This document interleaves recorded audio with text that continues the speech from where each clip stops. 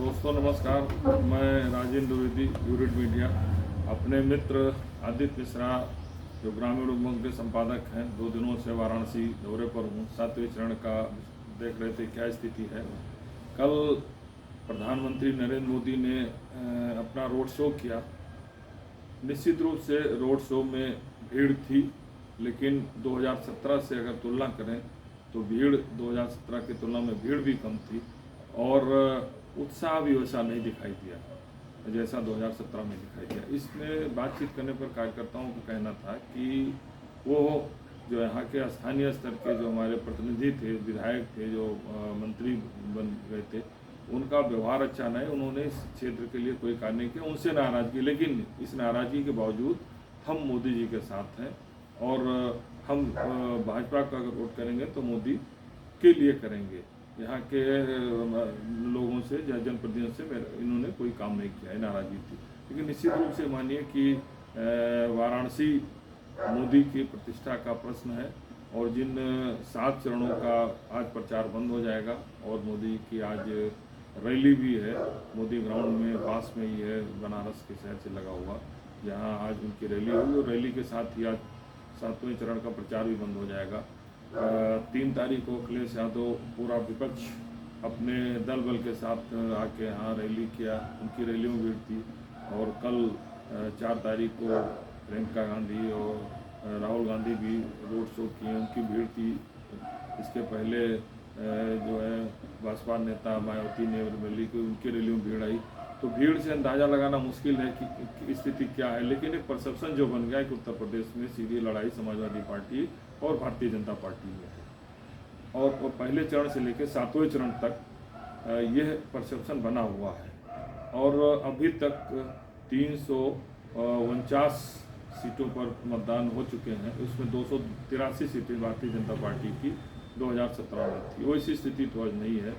जिन 54 सीटों पर चुनाव होना है ये पूर्वांचल के ज़िले हैं, इनमें आजमगढ़, मऊ, जौनपुर, गाजीपुर, चंदौली, वाराणसी, भदोही, मिर्जापुर और सोनभद्र, ये 9 ज़िले शामिल। इन 9 ज़िलों के 54 सीटों पर चुनाव होना है।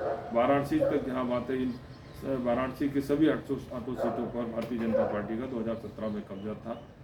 एक पर सहयोगी दल, अपना दल और एक सीट पर ओम प्रकाश राजभर की सीट जीती थी। इस प्रकार ओम प्रकाश राजभर समाजवादी पार्टी के साथ खड़े हैं, जबकि अपना दल की अनुप्रिया पटेल भाजपा के साथ हैं। ये अलग बात है कि अनुप्रिया पटेल की मां उनकी बहन पल्लवी भारतीय समाजवादी पार्टी के साथ खड़ी हुई और पल्लवी उप मुख्यमंत्री केशव प्रसाद मौर्य के खिलाफ जो चुनाव भी लड़ी हैं।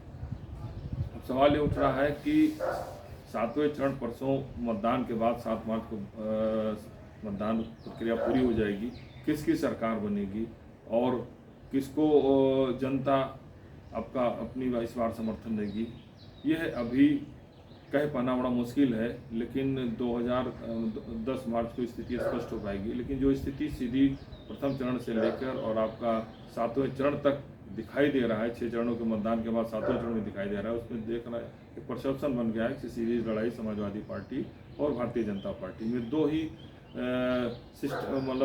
ग्रुप हैं, 2 ही आमने सामने की लड़ाई। एक है सरकार बचाओ, दूसरा सरकार हटाओ। सरकार बचाओ को प्रधानमंत्री नरेंद्र मोदी से लेकर अमित शाह, योगी आदित्यनाथ और उनका पूरी संसाधन डबल इंजन की सरकार लगी हुई है। उनके पक्ष में मोदी सरकार द्वारा चलाई जा रही कल्याणकारी योजनाएं हैं और योगी आदित्यनाथ का एक कानून व्यवस्था, उनका हिंदुत्व का चेहरा, ये सब हैं। जबकि विपक्ष में भी उससे ज़्यादा महत्वपूर्ण मुद्दे हैं, महंगाई है, बेरोजगारी है, आपका छुट्टा जानवर एक बहुत बड़ी समस्या, पूर्वांचल के छुट्टा जानवर की समस्या है। और इस हिसाब से आप मानिए, और जातीय ध्रुवीकरण है, पूर्वांचल के 6वें और 7वें चरण दोनों जातीय ध्रुवीकरण में उलझा हुआ है।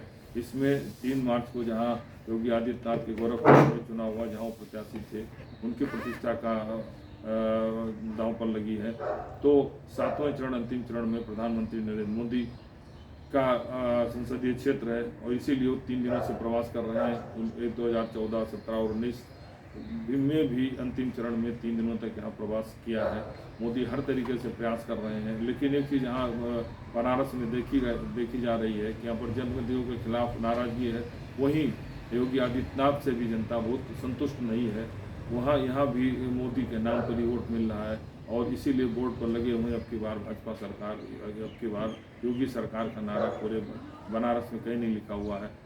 अब सवाल ये उठ रहा है कि 6 चरणों के चुनाव में जो 283 सीटें भारतीय जनता पार्टी की थी उसकी स्थिति क्या होगी, ये तो 10 मार्च को पता चलेगा। लेकिन दावे अलग अलग हैं। भारतीय जनता पार्टी के नेता दावे कर रहे हैं कि हमारी सरकार बन रही है, हम 300 आंकड़े पार करेंगे। समाजवादी पार्टी के मुखिया अखिलेश यादव बहुमत सरकार बनाने का दावा कर रहे हैं और मायावती भी अपना बहुमत सरकार बनाने के दावा कर रही हैं।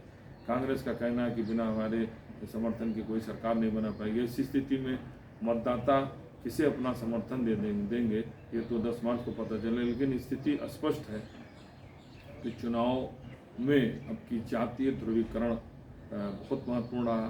पहले चरण से लेकर और 7वें चरण तक हर चरण का अपना अलग अलग नेचर, अलग अलग समीकरण है। उसी समीकरण के आधार पर मतदान हुए हैं। ये है प्रथम चरण से लेकर 6वें चरण तक 1 से 1.5% मतदान हुए। ये माना जा रहा है कि मतदान भाजपा मतदाताओं की बेरुखी के कारण कम हुआ है। उनकी जो प्रशासनिक दबंगई भारतीय जनता पार्टी में 12 से 17 तक, जो 17 से 22 तक काफ़ी रही, उससे नाराज कार्यकर्ता अपना मतदान किया। लेकिन बूथ पर एग्रेसिव होकर जैसे 2017 में मतदान कराया था, 2019 में जुटे थे, ऐसी स्थिति नहीं थी। अब परसों 7 मार्च को आखिरी मतदान पूरा होगा और इसी के साथ देश का सबसे बड़ा लोकतंत्र जहां 80 संसदीय सीट, 403 विधानसभा सीटें हैं, मतदान प्रक्रिया पूरी हो जाएगी।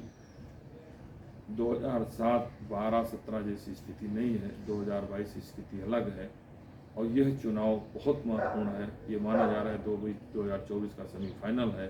अब ये सेमीफाइनल किसके पक्ष में जाएगा, मोदी को 2024 के लिए सेमीफाइनल मदद करेगा या उन्हें चुनौती देगा, यह 10 मार्च को पता चलेगा। फिलहाल चुनौती बहुत कठिन है और 2017 जैसी स्थिति नहीं है। मोदी के आज अंतिम रैली का चुनाव प्रचार बंद हो जाएगा। धन्यवाद।